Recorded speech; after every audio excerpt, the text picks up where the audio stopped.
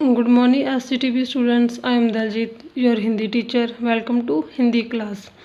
प्यारे बच्चों, हम पाठ नंबर 13 जहाँ पहिया है पढ़ रहे हैं, जिसके लेखक हैं पी साईनाथ। तो अब तक हमने क्या पढ़ा कि पुडुकोट्टई की महिलाओं ने पहली बार साइकिल चलाना सीखा। तो साइकिल चलाने को उन्होंने एक आंदोलन के रूप में लिया। इससे वे अपने आप को आज़ाद और आत्मनिर्भर महसूस करने लगी और छोटे बड़े काम खुद करने लगी। वो अब पुरुषों पर निर्भर नहीं थी, क्योंकि उनको घंटों किसी भी बस स्टैंड पर इंतज़ार नहीं करना पड़ता था, ना ही साथ में किसी को लेके जाना पड़ता था।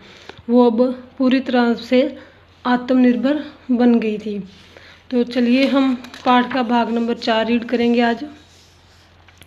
इस सारे मामले पर पुरुषों की क्या राय थी? इसके पक्ष में आर साइकिल्स के मालिक को तो रहना ही था।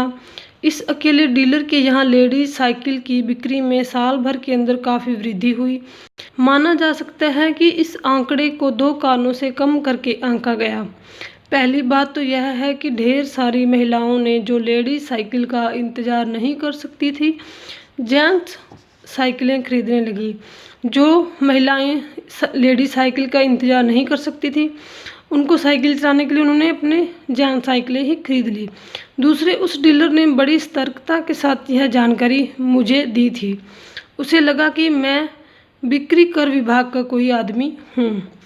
कुदुमी अन्नामलाई की चिल चलाती धूप में एक अद्भुत दृश्य की तरह है। पत्थर के खदानों में दौड़ती भागती 22 वर्षीय मनोरमनी को लोगों ने साइकिल सिखलाते देखा। उसने मुझे बताया, हमारा इलाका मुख्य शहर से कटा हुआ है।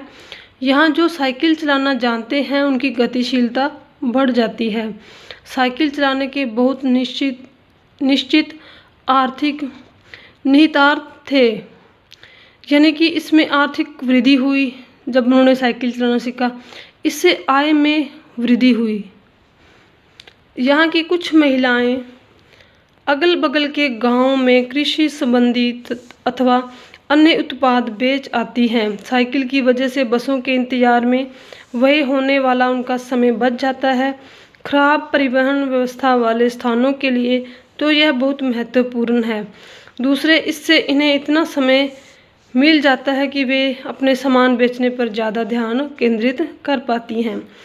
जब उन्होंने साइकिल चलाना सीखा तो वो अगल बगल के गांव में सब्जियां, फल या अन्य सामान आसानी से बेच आती थी।